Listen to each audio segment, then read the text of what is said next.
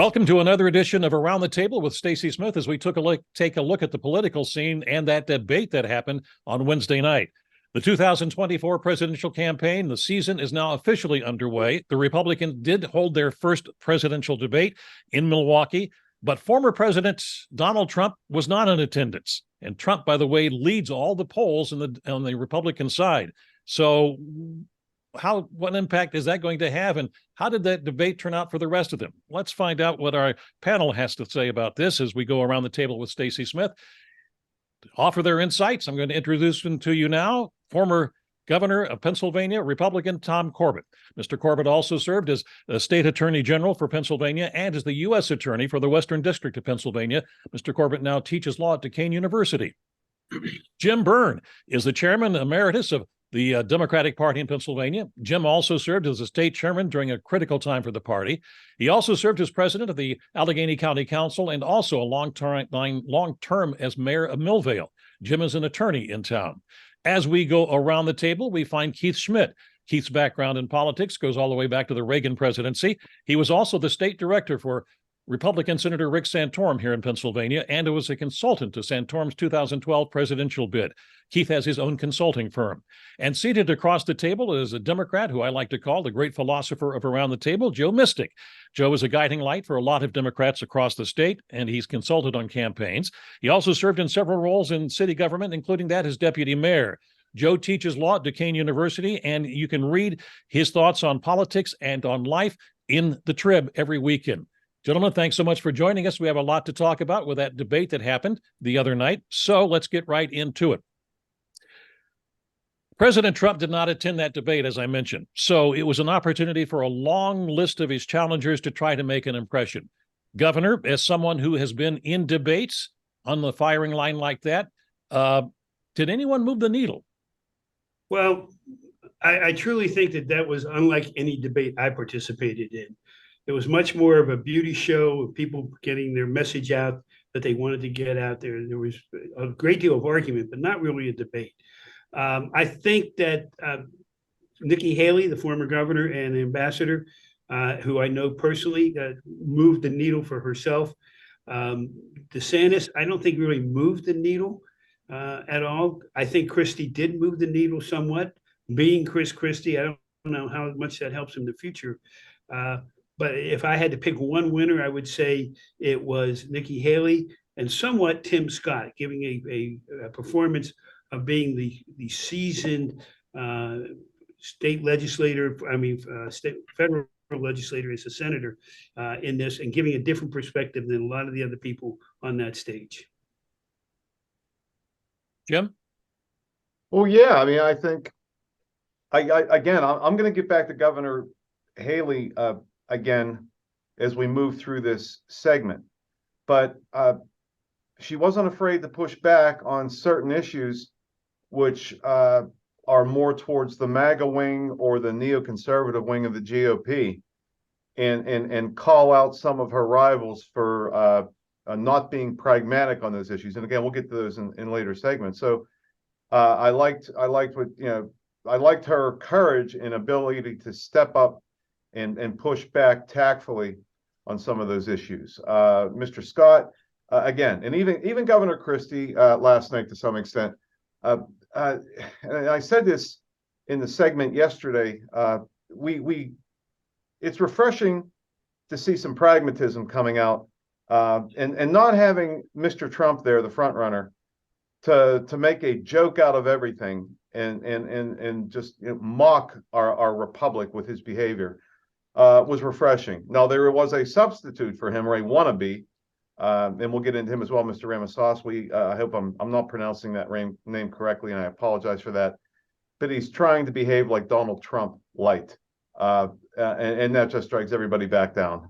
So it was refreshing to see some of the folks get back to the basics of trying to have a healthy, productive, constructive debate on issues instead of personalities or appeasement to a radical, disconnected wing of the GOP. All right, let's stay with the Democrats. Joe, your thought? Well, it wasn't really a debate. I agree with the governor. It's, if we're looking for an analog, it's probably the Westminster Dog Show and, the movie The Best in Show. is more what it's like. Everybody got a couple turns around the ring to try to impress the judges, and I guess a couple did impress the judges more than others. I agree with the governor on that as well. But it's clear that the Republican Party is about to nominate Donald Trump, and he can't win in the fall. He can't win in the general election. But when you see the performance of most of the people last night, you understand why he's way ahead.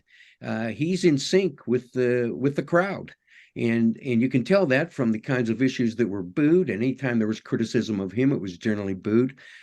Criticism of Vladimir Putin was even booed. And of course, Trump has called him one of the world's great leaders. All right, Keith, your thoughts. Vivek Ramaswamy certainly got a lot of airtime. We got to know this businessman who's nearly a billionaire. I know most of the questions you had a minute to answer, but if you were mentioned by one of your opponents, you got 30 seconds to rebut. A lot of people mentioned Mr. Ramaswamy, and as a result, he got a lot of airtime. I thought he started very strong, but I think it was a weak finish. I think he petered out in the end.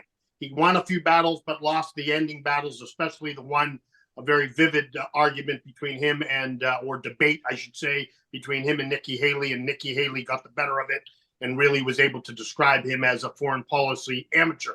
That said, he's young, he's energetic, he's not going anywhere because he's going to be self-funded, and he's sitting on just under $1 billion. But I really think he lacks enough life experience to be a real contender at 38. I think the record for the youngest elected president with John Fitzgerald Kennedy at 43 is a record that will hold up after next year. As far as the people that moved the needle, I think it was the people that I thought going in. Definitely the best debate, the best in show last night was Nikki Haley. She took everyone on in the deficit and took them on hard. I thought she was strong, as I said, on foreign policy. I thought I didn't think that Ron DeSantis did anything to lose his number 2 status to Mr. Trump at this point. He talked about taking on Soros in his own state. He talked about staying open under COVID. He talked about the 50-year low for crime in his state during his time as governor. He attacked the borders, but he wasn't as interesting or as vivacious at times as Nikki Haley. So Nikki Haley's the winner. Chris Christie, always interesting. Tim Scott hit hard on education and looked like a very informed and intelligent man. So those 4 people, I think, are going to be players coming into next year. But it really matters what happens at the top of the ticket with Mr. Trump. He has to stumble first if any of those 4 are really going to be contenders. All right. Stacy, can I add on something? Go ahead. I think there was a clear loser, and that was the 2 moderators. They lost complete control of that debate. Yes. Complete control of the audience and of the members of the debate, just talking over each other. Rules were set. I'm kind of a rule follower. And I think that the people that were watching this on television lost an opportunity to get a better view of these individuals. Well, in defense, I don't know either of the 2 moderators on a personal level, but having done debates before, there's only so much you can do as a moderator when a game plan, and it looked to me like it was a game plan by several of the candidates to make sure that they, in their opinion, came off strong in arguing with somebody else. It was also obvious to me that Ramaswamy was going to be the target last night, no matter what, because he has been surging. But the funny thing is, remembering that train wreck between the 2 presidents, the president and the vice president at the time, Mr. Biden, it almost looked like a debate last night to me, to believe it or not. I know there were issues. I know you're all bringing them up. But I remember the train wreck I watched for 2 hours with Biden and Trump, and I thought, my God, this at least has some degree of civility compared to what I remember in the last cycle. So I get it, but as you said, moderators have a tough time when you have 8 people on stage. Yeah, exactly. And when there's a game plan to come off and try to dominate, as some of them tried to do last night, I think, or Wednesday night, I should say. All right, we have to take a break. We'll be back in just a moment.